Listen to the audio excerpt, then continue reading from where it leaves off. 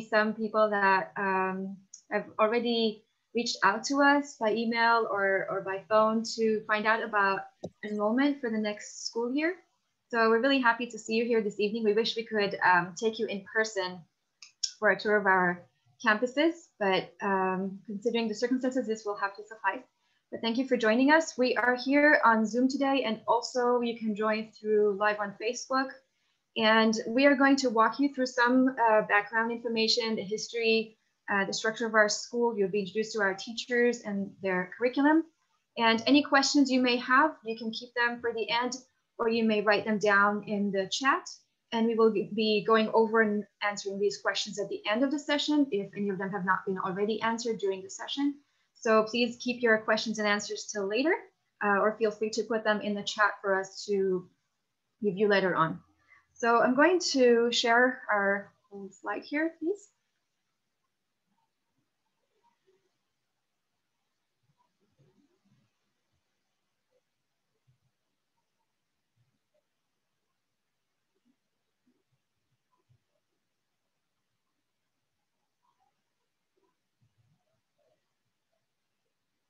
Gopi? Hi, Krishna. Just setting this up real quick.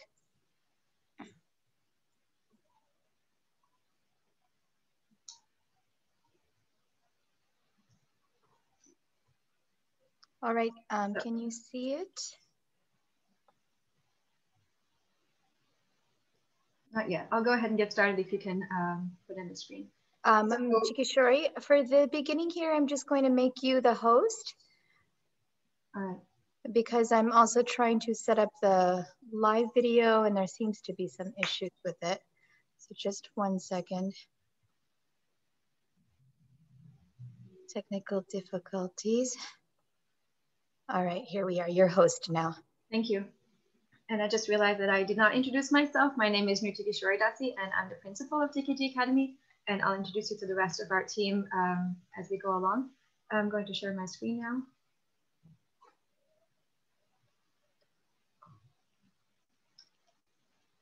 So again, welcome to TKG Academy. So our school, first in 1972, which is almost 50 years ago, His Divine Grace Srila Prabhupada, the founder Acharya of the International Society for Krishna Consciousness, first established the first Vaishnava school outside of India here in Dallas, in the same neighborhood where we are currently hosting the TKG Academy, where the temple is. And that was an ashram situation, and that later on closed and reopened some years later as a day school by His Holiness Tamal Krishna Goswami and the devotees here at that time. And even though a lot of changes happened when the school reopened, it's still founded in the principles of Bhakti Yoga, still based on the principles of that were taught by His Divine Grace Srila Prabhupada. So we have it's like an old lady in your clothes, like an old school in a better format, and it's been here ever since. So it's you can see here, this is a very old picture. All of the people in this picture now are in their 40s and 50s. And for about 3 decades, Mother Janti, who you see here on the left, was running the school like an extended family of several generations of children that were raised here. And now many of them are either came back to teach at our school or are had their children come and attend our school. So we have a very long tradition here. Actually, here on the very right, at the bottom right, you can actually find our current math and science teacher, Mother Sita, that you will be introduced to later on. So this is our tradition of our school, been here for many years. And our school is also based on main 9 principles, or core principles, that in essence, the idea is that children are already by nature very curious. They're already by nature wanting to learn. And all we need to do is to continue to fan that spark of learning, to inspire them to continue to explore, to ask questions, to take responsibility, initiative, and ownership of their own learning. So we just see ourselves as facilitators of the children's continuous learning and continuous inquiry. So here in those core principles, you can see that in the learn category, they are inspired to be motivated, to absorb themselves in their studies, to enrich themselves, to inquire, to work in teams, to collaborate. And then as they do so, they also take responsibility for other students. They teach by their personal example, they take initiative, they empower others, and they always strive to do their best and apply themselves fully to their learning and also help others along their way. And as such, they also develop the qualities of servant leaders. They develop humility, compassion, not only to fellow students and other human beings, but also to all living beings. We also practice vegetarianism, of course, in the school. And so that compassion extends to everyone, but of course, especially to our fellow students. And again, like I mentioned earlier, because our school is founded in the Bhakti principles, then the basis and foundation of everything and woven through all of our experiences and things that we offer in our school is all based in Krishna consciousness in the Bhakti tradition.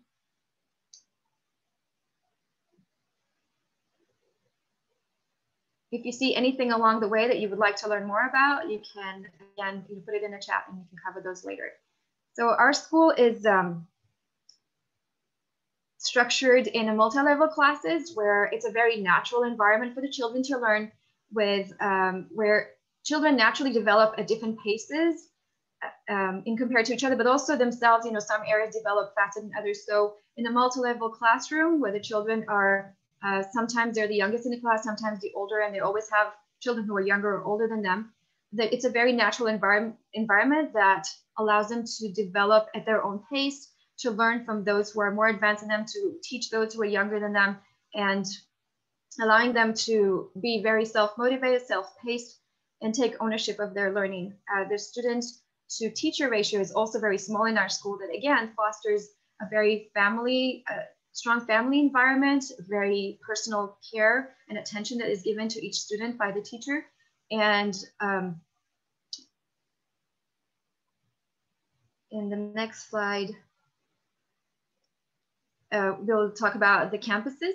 So we have here on the left on the corner, you can see the old campus that got a little facelift this summer. And this is called the Krishna House, and it hosts the early childhood class, the lower elementary class, and the upper elementary classes. And on the right, you see children outdoors, especially this year, but also in general, the weather here is during the school year, it's nice almost year round, and we take advantage of outdoor learning whenever possible, but especially this year with COVID, we like to take advantage of taking the children out of the classrooms. And then just almost 5 years ago, I guess 4.5 years ago, we also went through our campus expansion phase 1 and acquired a second building within the neighborhood that is called the Gora House, and that hosts the middle school and high school classrooms. So the whole TKG Academy campus, both buildings, are nestled in the pecan grove here next to the Hare Krishna temple of Shri Radha Kalachandji. And within this neighborhood, we have over 50 families, devotee families that live within the immediate neighborhood. And many of our children live in this immediate neighborhood. Not that it is a requirement. Of course, you can choose to live in other areas in Dallas, but there's a very strong sense of community, of family. The children spend a lot of time together inside the school, outside of school. Right next to the school is also Kalachandji's Park, where the children also like to spend a lot of their time after school or on the weekends. And just this summer of 2020, we completed the campus expansion part 2, where we installed a brand new playground, and you can see a picture of part of it here on the right and a couple of sweet children enjoying it. And we also did other renovations internally and externally, like of the buildings. And here in this picture, you can see a few of our teachers. We have an extremely dedicated and committed team of teachers that have been with us for many years. I will introduce them one at a time as we go through it. And of course, many of them are also not here in the picture. We have many extracurricular teachers that I will also bring up later on. But here, the first person that you're going to hear from after me is Mother Gopi Gita.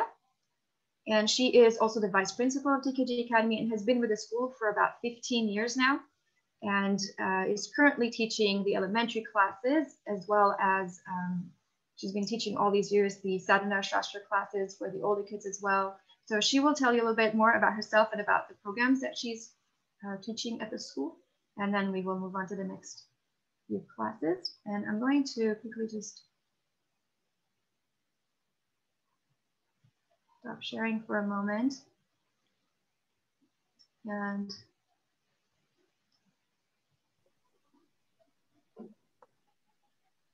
Hare Krishna. Gopi, just should I transfer you for host, or do you want me to? Yes, I went ahead and transferred for host. So Okay. All right. Let me just get this, cancel this out and continue. Hare Krishna, everybody. So good to see you all here. I see many of you who we've been waiting for your kids to join us, and we're excited that we're getting to see you in this forum, even though it would be nicer to see you in person. So I will be talking to you about the early childhood. Starting off with the early childhood, Mother Madhavi this year is teaching the early childhood classroom. And let me get to that slide real quick. Yes, so the early childhood classroom is 3 to 6 years old. It is a Montessori inspired classroom, primarily guided by student choice. And so students, they check every single activity that is available and what they're going to do and how they want to do it. And because they get a chance to choose their activities, they're highly motivated, much more motivated than if the teacher is continuously telling them at age 3 and age 4 what to do. And so here we have a few pictures. And here we have a few pictures.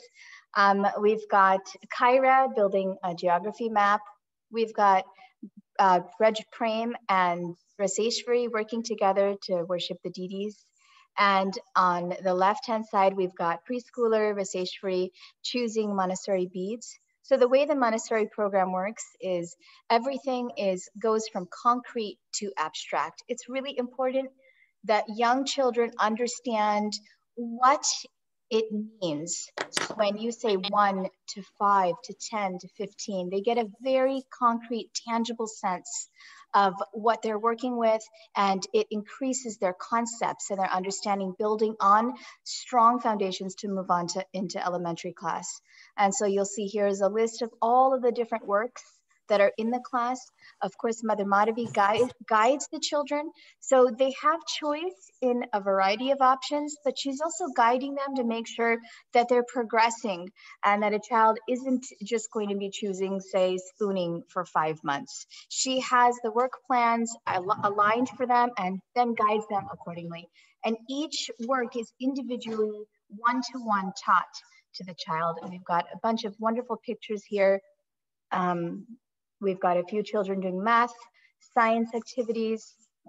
Here we have Braj Prem working on skip counting. I'm the first grade, second grade teacher, so I know that skip counting is a powerful tool for them to memorize multiplication tables.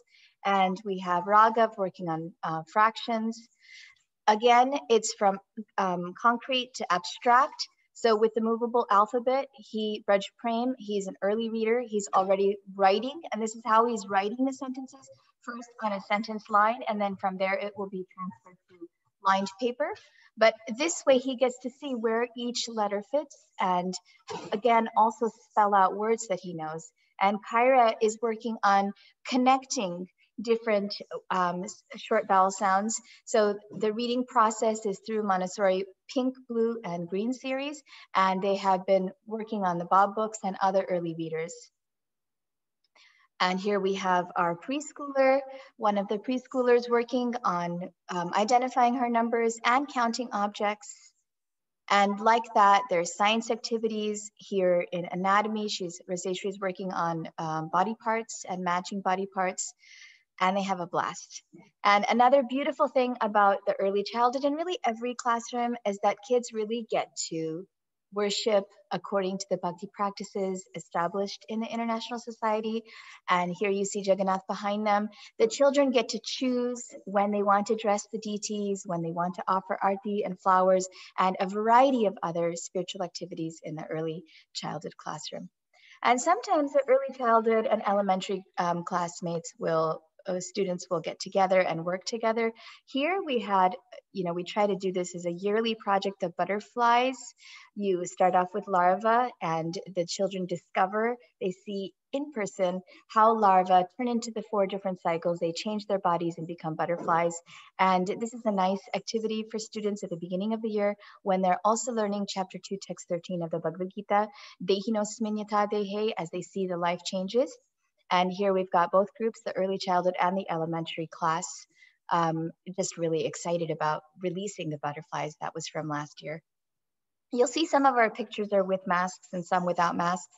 We have a few pictures from previous years and a few pictures from this year. Now we'll enter the elementary classroom, and I'm imagining that I'm bringing you all on a tour. Some of you have already taken this tour. We've got 2 classrooms here, the lower elementary and the upper elementary. We're so excited about all the students who have joined. Here's our illustrious lower elementary students from a field trip last year. And lower elementary is really when they're solidifying their reading and writing skills. The 3 R's is what Srila Prabhupada wanted strong focus on, and how we have guided this process, the bhakti education process, mainly through establishing first the 3 R's and using the 3 R's in every other curricular area, science, social studies, and the enrichment areas. And so here for language arts, they learn primarily with Mother Urmila, Dr. Edith Best's Learn to Read series, Montessori reading cards. After they have progressed pretty far in the Learn to Read series, they start on the Fountas and Penal leveled reading library, where they get to choose, which book they want to read out of a pretty cool leveled reading system. Mother Krishna Priya is our language arts director for TKG Academy, and she will be sharing a little bit more about that program, about the Heinemann program, so you'll hear more of that. For vocabulary, we do Wordly Wise. For spelling, we have weekly spelling activities and tests, literature circles and packets, and there's so much more to talk about. Those of you who have done our tour know I can go on and forever. Here we have a student, it's in a student-led conference showing her mother everything she's written in upper elementary class. 2 girls who are showcasing their writing. Math is also a really important, from the beginning, so important to teach math correctly to students so they don't get fear and anxiety and dread from it. And we combine a few different methods. Our main curriculum is the Singapore math curriculum. Again, we're going from concrete to abstract, moving more into abstract in 4th and 5th grades. Center work and games to reinforce concepts all across TKG Academy. Also in the middle school, kids do center work and games to make it a lot more exciting and a lot more fun to really reinforce concepts. Singapore math is really strong in real world problems, where they take some of these problems, and Mother Sita can attest to this. She's the 8th grade math teacher, are like, complicated even for adults. The level of math the students are learning at a young age is a very high level. We're very excited that they're getting it, they're understanding it. And math is about talking to your kids about all the different things that math means, connections, number talks. There's so much to discuss about math, but mainly we encourage a growth mindset, and we want to make sure that the children are not fearful and not stressed out about math. And that's why we have a variety of techniques in our mathematics approach at TKG Academy. So here we have Part on the right-hand side. He's doing fact families. This is a 1st grade boy this year, and he has decided he's going to make a craft. They wanted to make a craft with their fact family. So there is a project-based approach in my classroom. Go ahead and do it. And he has learned that 99 times 2 is 198, and has decided to come up with his own fact family on that. Over on the other side, Gaurang is learning multiplications. You see he's got his math workbook there, but it's a center that actually teaches equal groups and what multiplication means.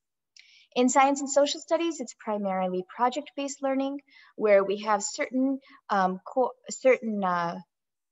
objectives. In social studies, we use the TEKS. In science, we use NGSS standards, and they have certain objectives they need to hit, and we hit those objectives through project-based learning. And here are a bunch of projects. Back here, they were making butter in social studies, and they were learning about the Pilgrims. So they've got, you know, a couple of angry faces here because they came up with a whole project on how they're going to fight against the tea tax of early America, the Boston Tea Party. That was the whole story there that they had learned about in their social studies. In social studies last year, the children, I said, we're going to make a map. We're learning about community maps. Let's make a map of our community. We do this every few years. The children start the project from scratch. I'm just a guide. I believe Mother Madhavi was teaching at this time. She's just a guide. And she watches as they plan out their project, map out the list of things they need. They go as a group on walks around the community, the neighborhood, and what a beautiful map they made of the community. Here we have cells. This year started off with anatomy, and the older 5th graders were learning about cells. One girl decided, Vara decided to make a cake on all the different parts of the cells, and they had also the functions of the cells as a chart nearby. And just in the matter of the time, I'm going to continue on. I have this short clip I'm going to show on project-based learning.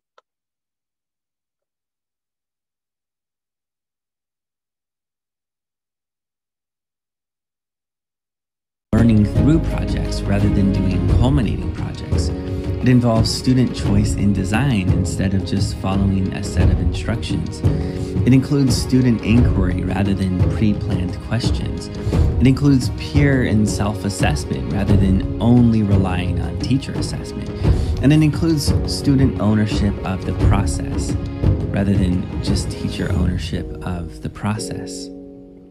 The Buck Institute identifies the following 7 project design elements. Number 1, challenging problem or question. It has to start with something that truly engages students to solve a problem. Number 2, sustained inquiry. They needed the time to ask questions and explore the answers and engage in meaningful research. Number 3, authentic. It has to feel real to the students and tie into an actual context. Number 4, student voice and choice. They need to be the ones designing the entire project the entire time. Number 5, reflection. There needs to be frequent reflection along with a final reflection at the end. Number 6, critique and revision. Students need to engage in peer critique and constant iterative revision. And number 7, public product. They need to launch their work to an authentic audience. Now note that project-based learning can work in tandem with other pedagogical models such as inquiry-based learning, design thinking, and problem-based learning. But the key idea remains the same. The students are engaged in meaningful projects, and through that, they learn at a deeper level. Project-based learning is different from simply a traditional classroom project. Project-based learning involves learning. All right. So thank you. Now we will turn to Mother Krishna Priya, who will discuss with us the Heinemann approach and language arts in the upper elementary and middle school classrooms.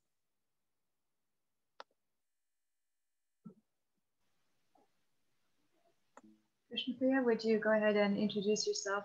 Krishna Priya Sure. has been here for quite a few years, but she can give you a little bit of her background and the curriculum and the program that she's using in middle school language arts and upper elementary language arts. Gopi, are you going to do the slides while I talk? Okay. Okay. So, see the next slide, please.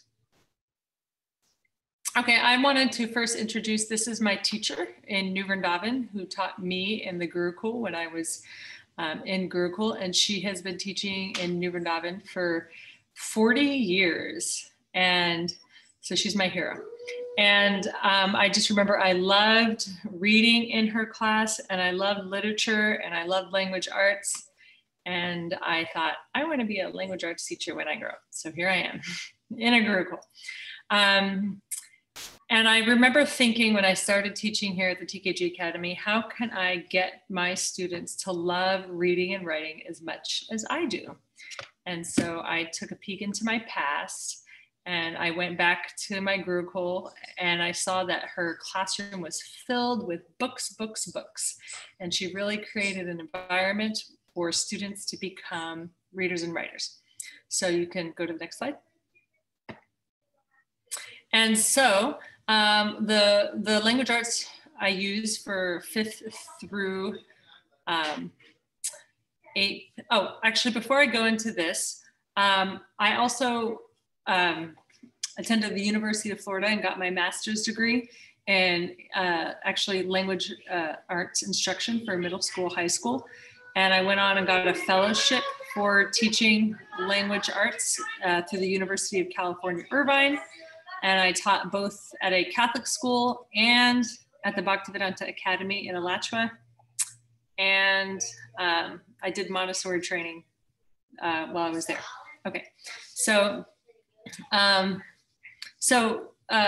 this is the curriculum we use in our class. It's the Units of Study, which is developed by the Columbia University in New York. And they base their methodology on the Reading Writing Workshop, which is really getting kids to write and read a lot. As you can see, the independent reading and writing time is 20 minutes to 40 minutes. And what you do is each day you do a mini lesson where you teach strategies, and these strategies can be applied to any reading, writing material. Sometimes we apply the strategies to Mahabharata. Sometimes we'll apply the strategies to books that they're really invested in reading. And then we do a lot of book clubs and sharing. And you can go to the next slide. And so the whole goal of my language arts program is to create, it's to inspire avid readers and writers. So we have a library of over 700 books. And I set a goal for my 4th and 5th graders to tell me how many, to read at least 40 books. And they have like exceeded my expectations. They've read like 75 books. They're so into reading. They're just like shooting up to the moon with books. And I try to inspire my students to always have books, to choose their own books, to talk to each other about reading. As soon as I come into the classroom sometimes, or even when I'm like at the Sunday feast, I'll have like 3 kids come up to me and tell me about a book they're reading, and which I completely enjoy. So that's kind of the daily joy of my life, is being a teacher of language arts.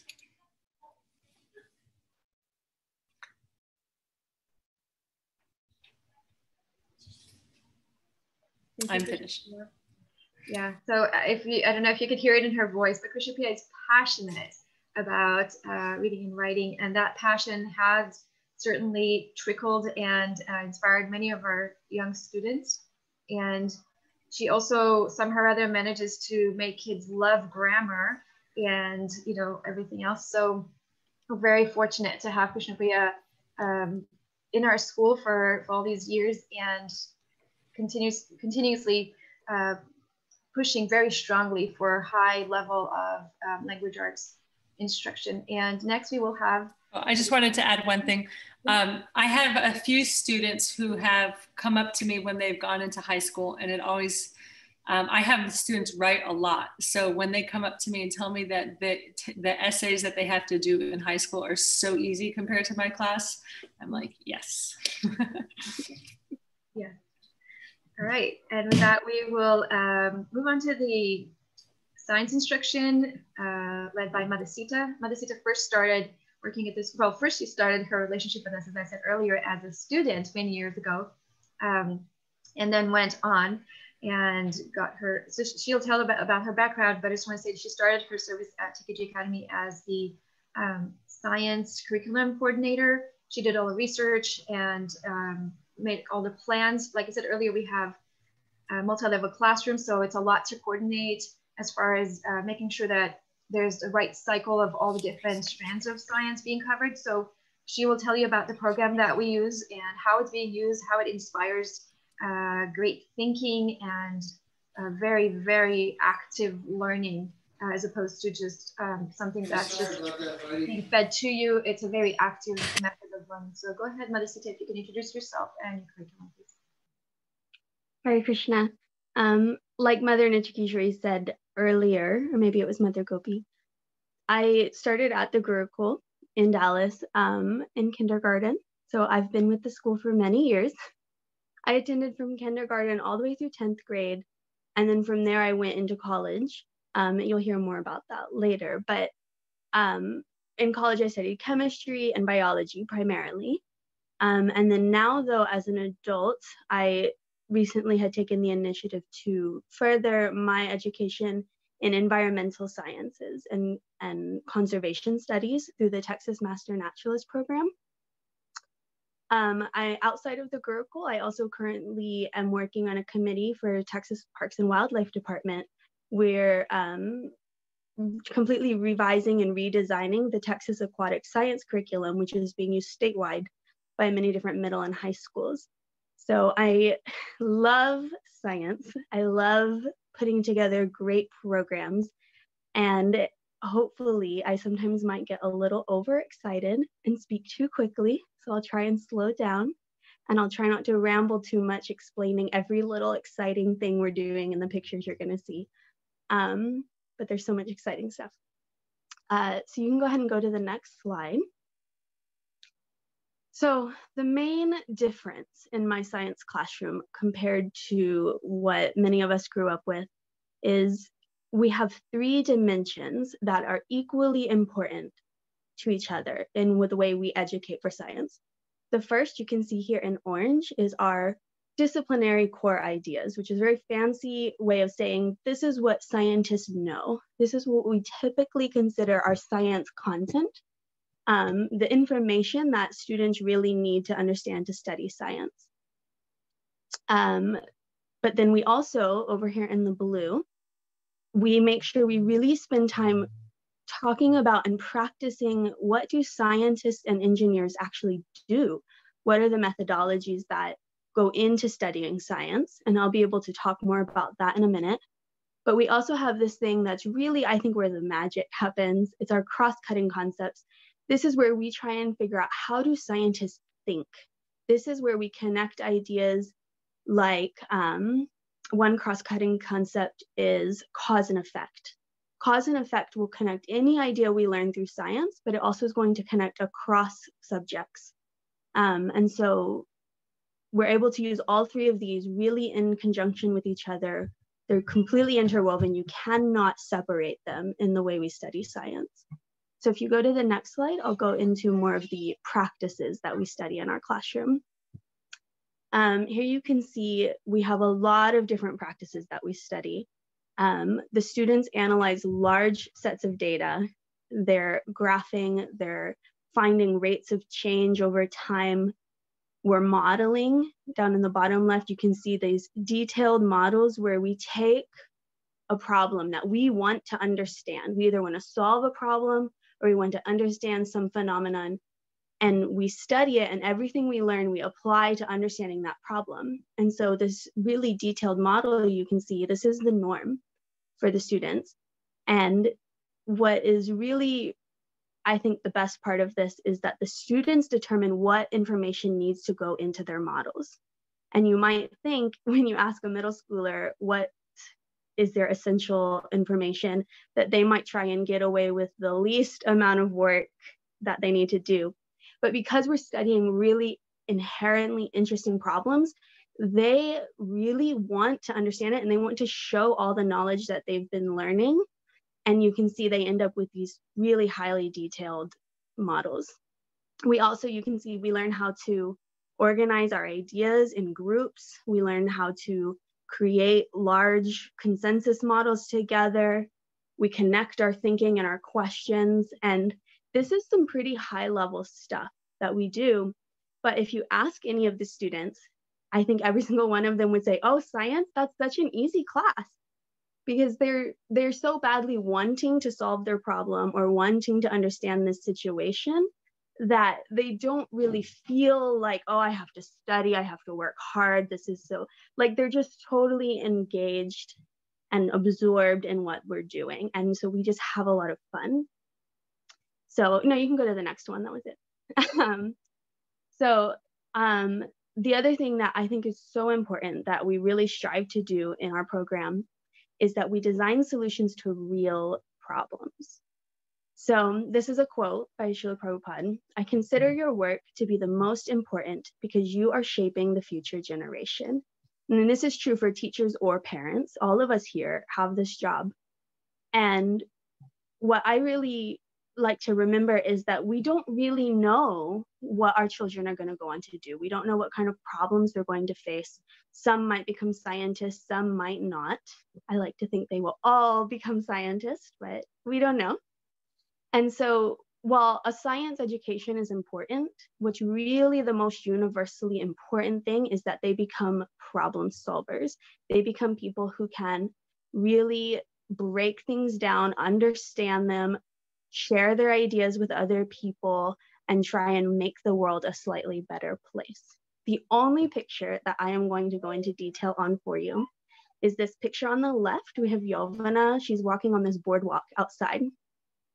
And this is just a great example of how we really put together these units. This is a field trip we took to the John Bunker Sands Wetland Center. It's actually a water treatment plant for the city of Dallas, where they don't use all the heavy filtration and chemicals. That's part of the process at another place. But here they're using the plants in the wetlands to purify the water. This is kind of an experiment in ecologically friendly water treatment. And we went here as part of a greater study where we were learning chemistry, and we were applying all of our chemistry knowledge to understand water chemistry. And also we were connecting that to water scarcity, clean water scarcity around the world. And students were having to really consider their own personal impact on the environment. What are we doing at the city level to have a better impact on the environment? What are the challenges really facing communities, and how can our knowledge of chemistry better help us understand that? And so that's kind of in a nutshell, what we do. But of course, if you have any other questions, I'll try and answer as many as we can if you write them in the chat. And that should be it for me. Thank you. Thank you, Madhusita. My only disappointment is that you did not mention the middle picture there that you put of this. Maybe just briefly tell us what you're seeing there. Thank you. Yeah, so we actually have kind of a 3-year cycle, being a mixed grade level classroom. So this was a year where we were studying physics, and all of the 4th grade through high schoolers, we studied physics, and which is really interesting. Just on its own as a pure subject, you didn't have to try and make it so relevant. Kids love studying physics. But we also went ahead and applied all of our new knowledge to understanding what happens when somebody's skydiving, specifically in the free fall. And then when that parachute opens up, and we diagrammed all of the forces that were happening and calculated the acceleration, all that kind of stuff. And then at the end, we went to an indoor skydiving facility, and we all got to actually feel what it felt like to accelerate and what it felt like to have terminal velocity. And kind of just, mostly it was for fun though. I think we all had a lot of fun. And of course, Mother Nichikishori and I participated, which the kids really enjoyed watching us trying to skydive. All right, thank you so much for that. This is certainly not how I was studying, how I studied science in school. So this is an extremely exciting program and very involving, really require very deep thinking and understanding of the processes. And we are going to move on to describing the high school program and how that connects, leads, and prepares students for higher education and other things that they may choose to do later on in life. So I'm going to go back to Mother Gopi Gita. If you can introduce, please, the high school program. Yes, Hare Krishna. It's always exciting to hear Krishna Priya and Mother Krishna Priya and Mother Sita talk. Both of them are Gurukuli graduates, and you can see their deep love for education and tying it to what really matters inside. And so, same with the high schoolers, they're now transitioning into kind of an identity change as they're becoming adults. They're no longer kids. And our program setup with the high schoolers is that they are the leaders of the school. So the high schoolers organize and manage the Spiritual Friday programs. They help in the different classes, tutoring and helping, assisting the other teachers in other classes when they have free time on their hands. And currently we're excited. Last year we had officially partnered with Dallas Community Colleges to offer dual credit courses to qualifying high schoolers. Right now, 3 of our high schoolers are getting college credit. Oh, I just realized I have to change the slide. Just a second. I thought I was good at multitasking. All right. And so dual credit courses where basically it's a college credit. In order to graduate from college in America, you need at least 120 credits at most universities. And they're already beginning to get their credits when they enter 10th, 11th, and 12th grade, depending on their academic ability and whether or not they can qualify for the dual credit program. So we're happy that TKG Academy is offering that. In 9th and 10th grade, they work with online courses with a facilitator, learning coach at the school. This year, our learning coach has been Mother Divya Leela. She's very carefully navigating how to make sure they get their work done, but also empowering the students to feel like they're making their own life choices and increasing their own personal study habits. And so that's a big thing at this age. Another beautiful thing about high school is it's when they're cementing their identity. And during this period, you want your children to feel like they're practicing Vaishnavas and that they're making a difference in being a practicing Vaishnava, because that will really strengthen their identity for the rest of their life. I went to a Hare Krishna high school and it was the best time of my life. And so we'll move on to, we've got 2 high school students that we're showcasing here. Here's Gandiva. She's been with us since preschool. You can see a little picture of her. And now she's in 11th grade. And here's Nitai. He's also been with us since preschool, 2 or 3 years old, and now he's in 11th grade at cooking class with Mother Manjuali. And that leads us to everything that we've just talked about, all these academics. Do we have results? Can we showcase our outcomes? Can we show that it works? And I just realized that I'd like any of you who have any questions to please submit your questions right now, so that we can start thinking about answering them. We're coming up on time a little bit. And so if you have questions, go ahead and type them in right now. And let me tell you a little bit about our test scores. And this is something I'm really proud of and I'm really excited for, because the children work really hard in project-based approaches, inquiry-based approaches. It is not a traditional public school.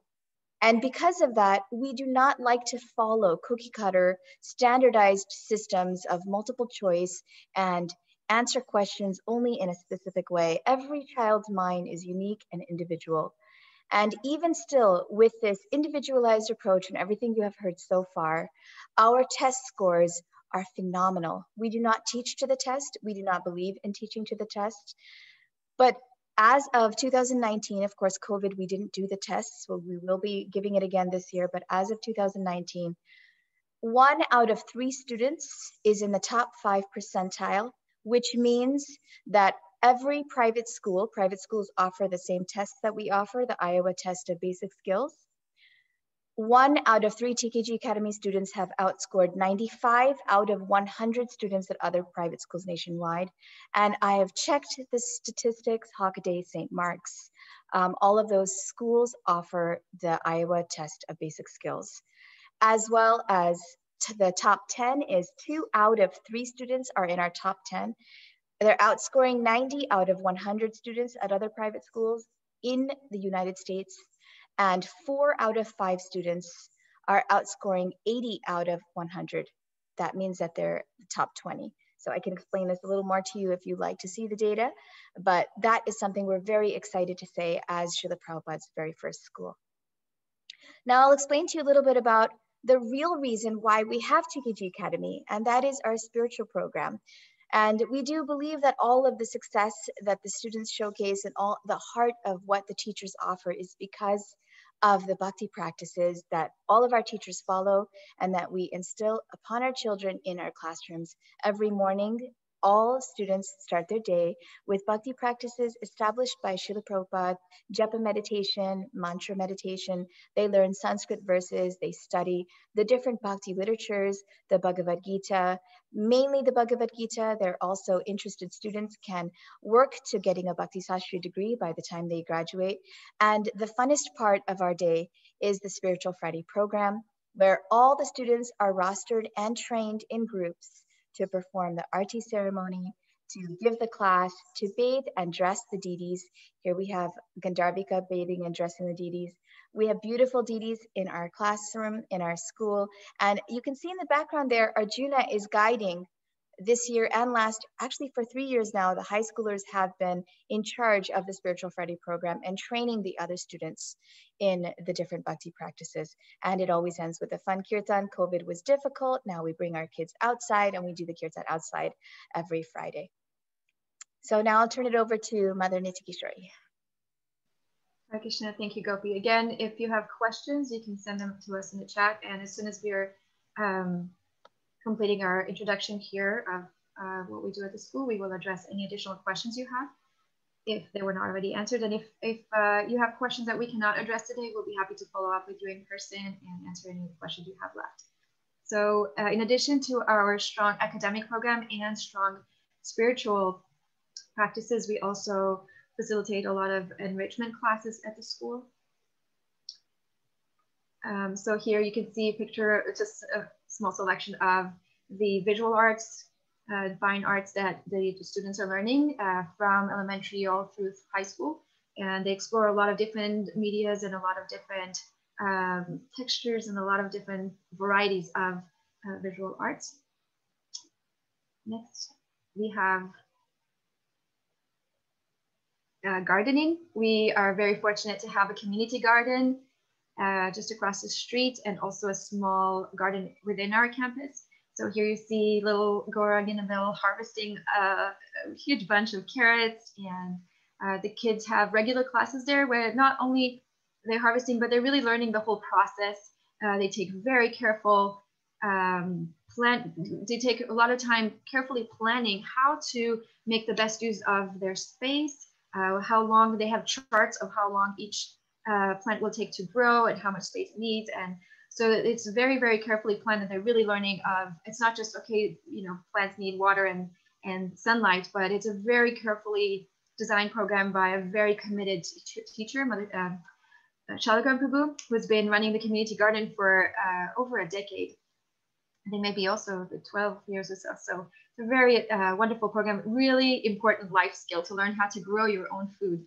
So next, we have culinary arts. After you learn how to grow your own food, you also need to learn how to use it and cook with it. So we have Master Chef Madhu Manjwali, who is one of the head cooks at our local Kalachanji's restaurant. She teaches the culinary arts class. She's expertly teaching the children how to balance different things and cook things really nicely. So we're very fortunate to have the cooking classes, and we have yoga classes. Needless to say, this is extremely beneficial for the children's bodies, minds, and the balancing of those and spiritual. So really fortunate to have that program very, very carefully and systematically taught, again, from the elementary classes up. Next, we have STEM, preparing for 21st century skills that children need to have. So programming, coding, and just a lot of technology and experience and introduction to coding and important programs that children need to learn.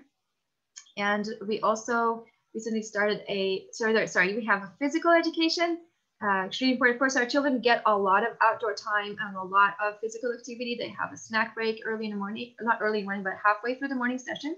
And then they also have a long lunch break where They get to be outdoors and be active, which is extremely beneficial for them physically and mentally.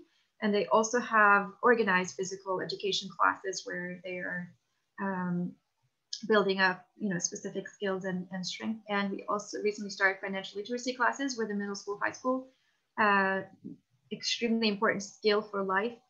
Regardless of what you do, financial literacy is essential. So those are the enrichment classes that are offered in the school, within the school. We also have a lot of activities going on throughout the years. We have some annual festivals that we observe. Here you see the Govardhan Puja. The children make a hill. They learn about the different places in Govardhan and the pastimes. Every year we introduce it in a different way. Sometimes they get to perform a drama. Sometimes they research the different places and present them.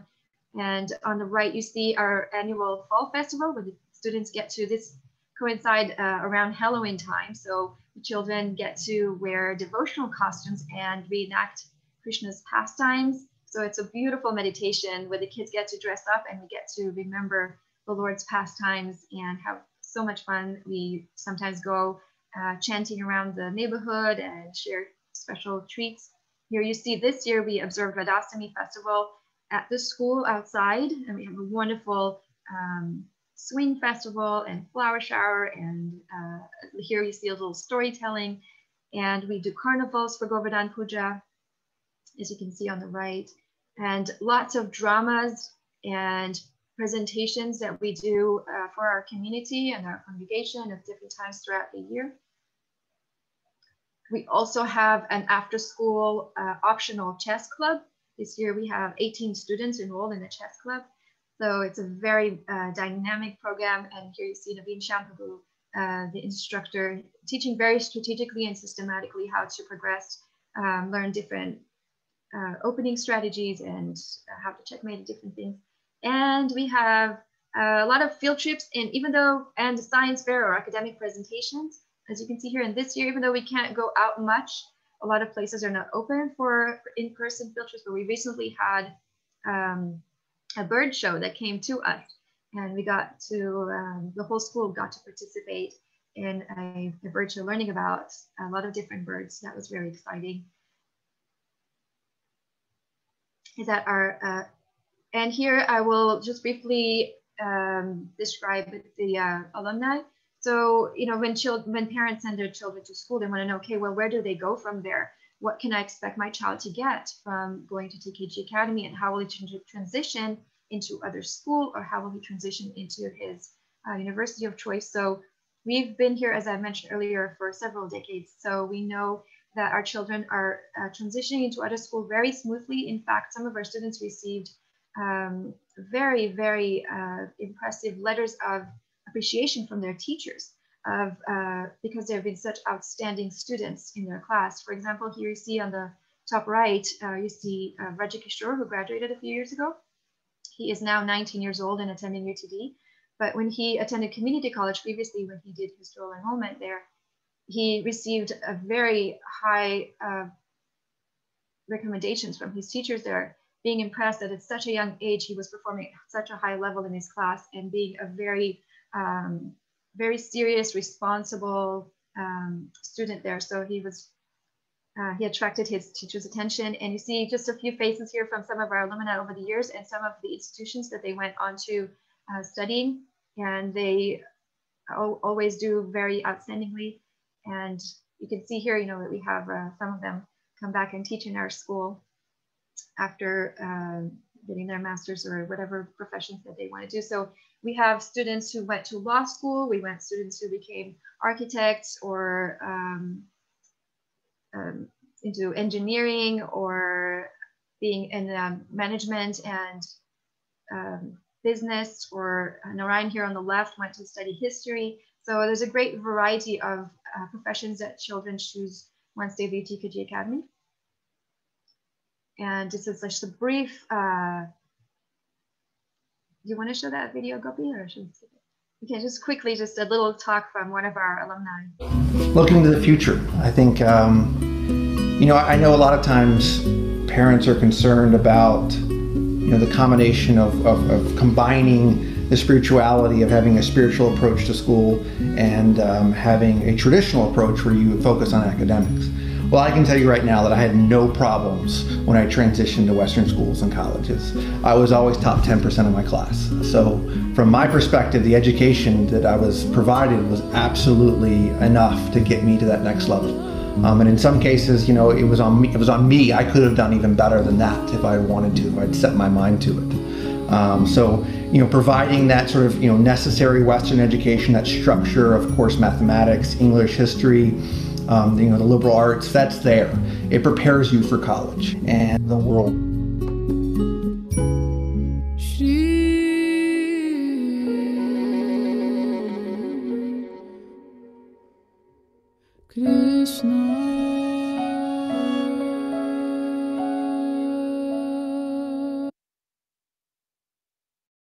All right, so I'll quickly go over a few more technical aspects, and I see that some of you have posted questions and we will address those shortly.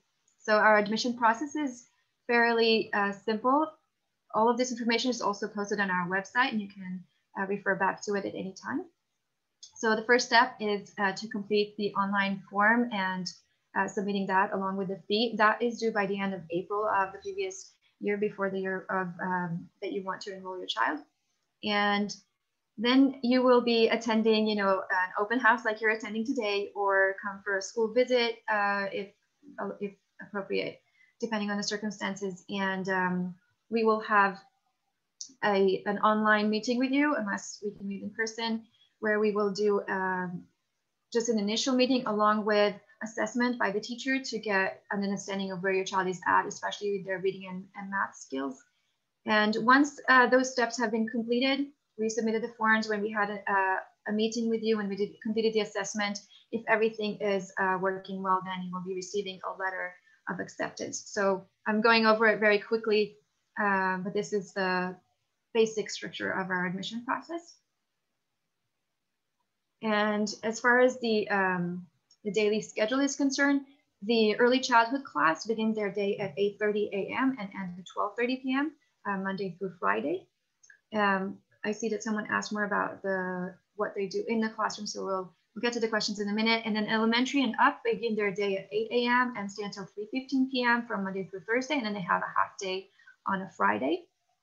And we have holidays throughout the year, 1 week for fall break, 2 weeks for winter break, 1 for spring break, and then a long summer break. So it's pretty traditional school year, and we take off some of the national holidays and also some of the Vaishnava holidays. So that schedule is usually posted in advance, and there's a calendar for the year where parents can plan their travels when we get back to traveling accordingly. And the next slide just briefly talks about the fee structure. So as I mentioned earlier, there's a one-time or an annual enrollment fee that's $150 if paid by the end of April. And the tuition is spread throughout 10 months in a year. It's paid monthly for the early childhood. So the fees are posted here. It's $425 for the early childhood, $495 for elementary, and for $525 for middle and high school. We do have siblings discount, and also we offer in-school scholarship based on you know, that you have to apply for, and then based on your eligibility, you may be qualified for a percentage of the tuition. We at the end of this. Okay, we'll just a short clip here, and then we will address your questions. Thank you again for joining today.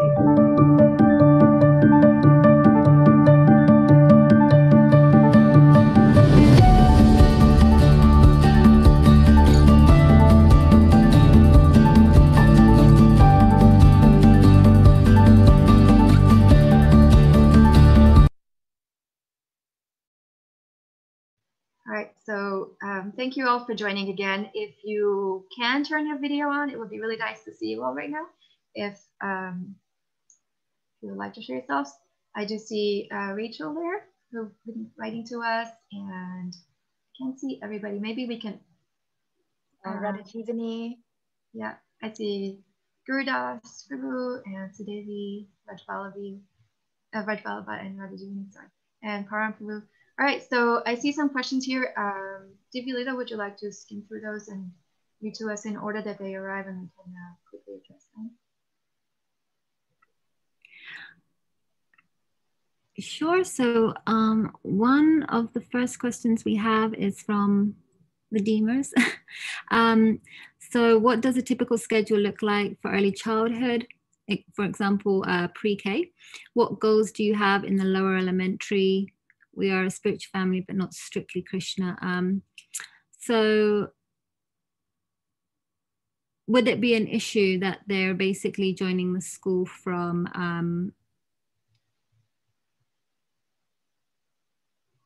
a not a strict Krishna family? All right, so not at all an issue. So we are based on the Bhakti tradition, and this is what we practice and teach at the school. But there's no requirement that those who join our school are also fully practice at home. What it does require is that there's, that if you're the one who's choosing that for your child, that you understand that this is what your child will be learning in school and will be practicing and will be learning from people who are practicing it. That's all that is required from your side. Of course, as I mentioned earlier, we're also are strictly vegetarian at the school. Although the children bring food from home, it's required that they bring only food that's vegetarian. But other than that, your practices at home, of course, like you said, you're a spiritual family. So as long as the child understands and the parents understand what the child is learning, and there's some level of, like favorable feelings toward it, and the child is not getting conflicting ideas. Like if I tell my child at home, God doesn't exist, but he goes to school and he's learning there about God, then it can be confusing for a child. But if the home environment is such that we also believe in God and teach your children to, inspire faith in them and prayer and things like that, then that would go really well together. And it wouldn't I don't see any conflict or any issues with that.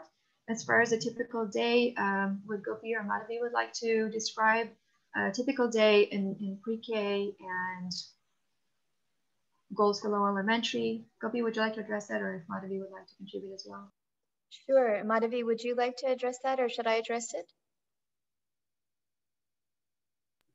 You can address it, but I can just tell a little bit about how the class goes.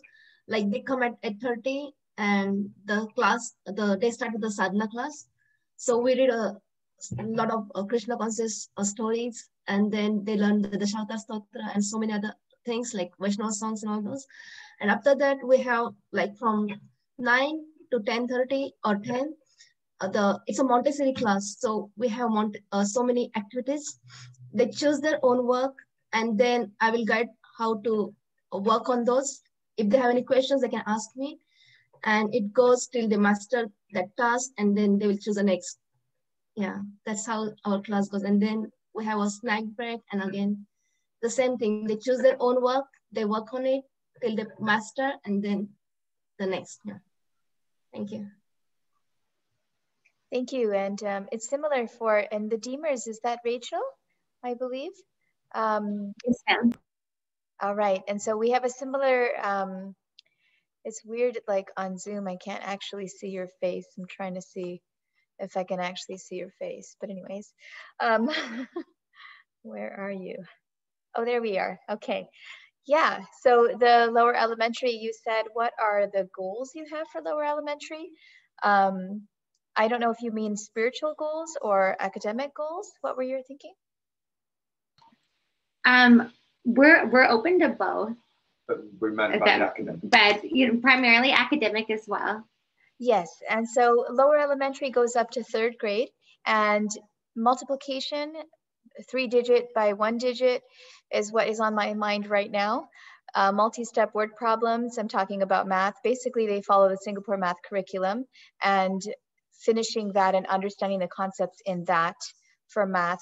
For language arts, reading comprehension at a 3rd grade level, we do follow the TKGs, so you can look at the list of objectives for math, and actually the math is Common Core. It's a kind of a hybrid program, our academics, where we take the best of what works.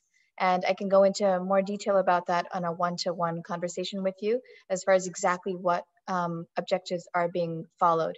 And like I said, with science and social studies, the main objective is that they learn how to the 21st century skills, because that's what colleges are looking for right now.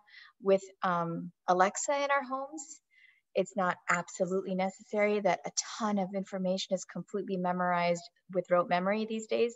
And by the time our preschoolers are in college, 10, 12 years from now, like Sita expressed in her science presentation, 21st century skills of partnership, collaboration, working with groups, partners, time management, executive function. That's my goal as a teacher for the lower elementary class, that they know how to plan their time, they know how to talk to each other, they know how to solve a problem when it hits them.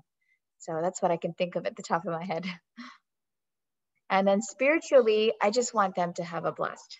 Honestly, I want the children to feel so loved and so supported in their childhood that when they hit their 20s and 30s and life throws them massive challenges, illness, disease, job issues, relationship issues, that their heart is so full and so nurtured with spiritual love and bhakti practices that they feel like they can weather the storm. And so that's the goal of the spiritual practices.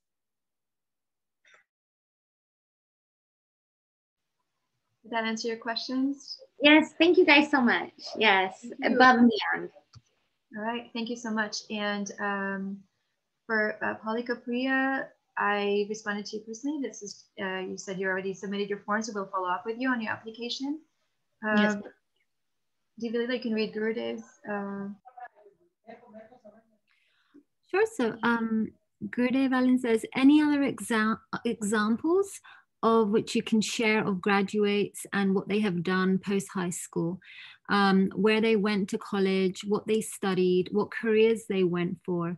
Just curious. Very nice presentation. Thank you. Right. Hare Krishna. Thank you, Gurudev. Was this sent before we presented that page on alumni, or?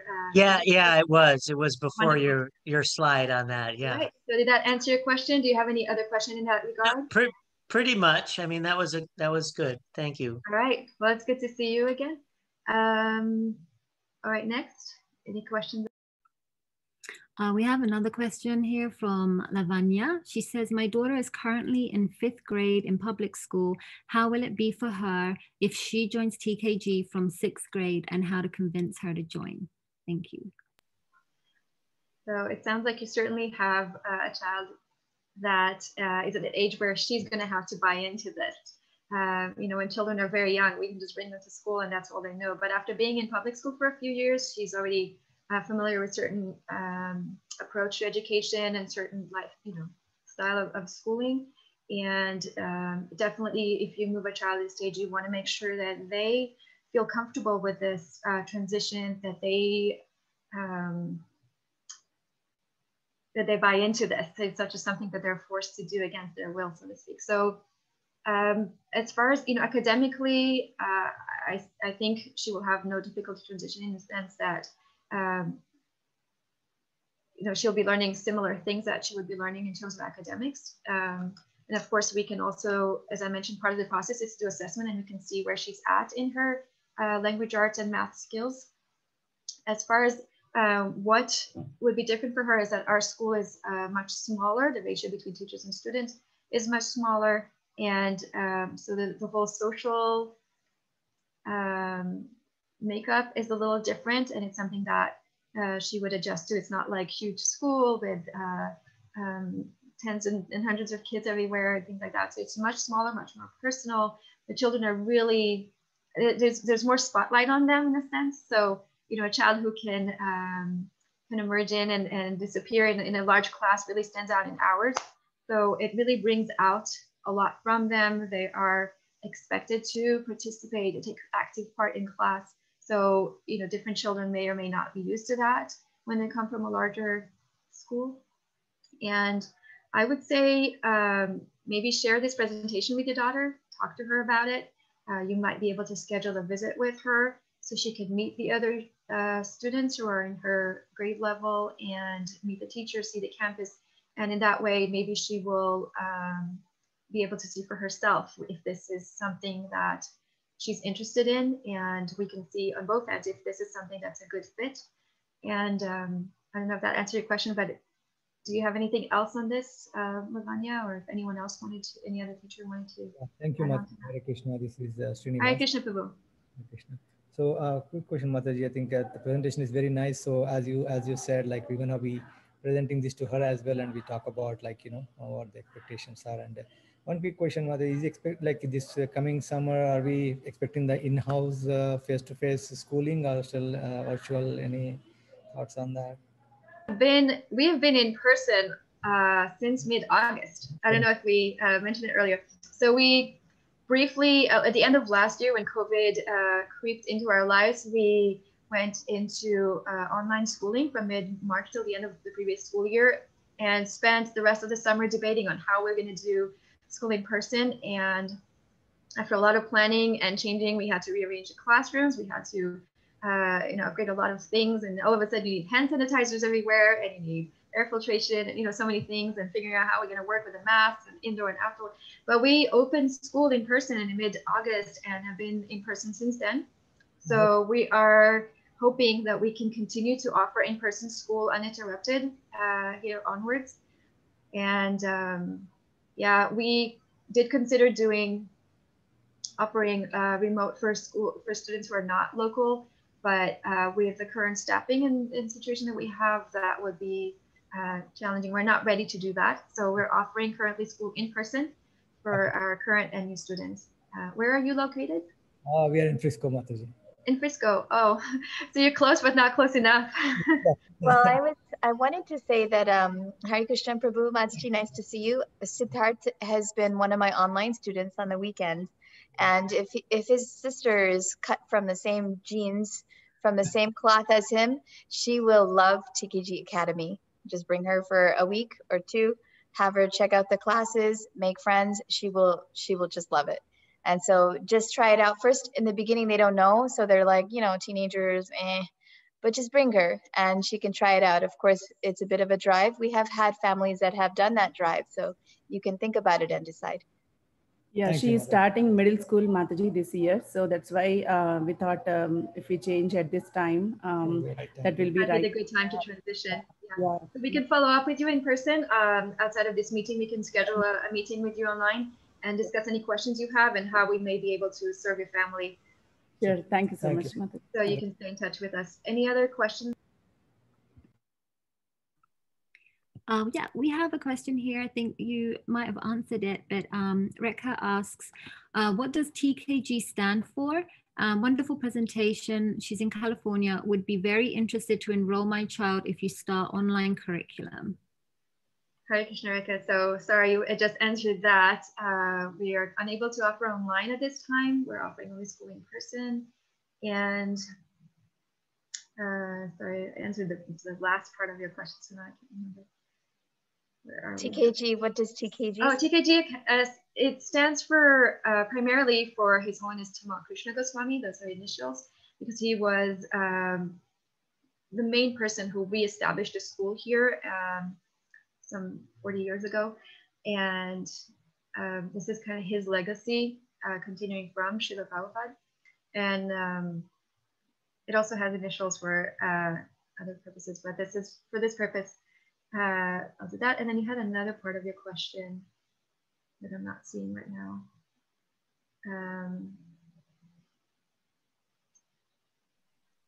Yes, about TKG and remote schooling. Divya, would you help me? What was the other part of the question that I missed? That's it. It was just both of those. Oh, sorry. All right. Oh, and you're in California. So we also wish you could enroll your child here. As I said, we're unable to offer remote schooling at this time, in addition to our in-person schooling. Any other unanswered question that we can address in a few minutes? The annual fee has been covered, and also all this information is available on our website. Any additional questions from any of the attendants on Facebook or here, or Madhavi? Otherwise, we can end up. And you're all welcome to email us with any additional questions you have, and we can schedule a separate time to address your personal situation and how we can help you in the application process.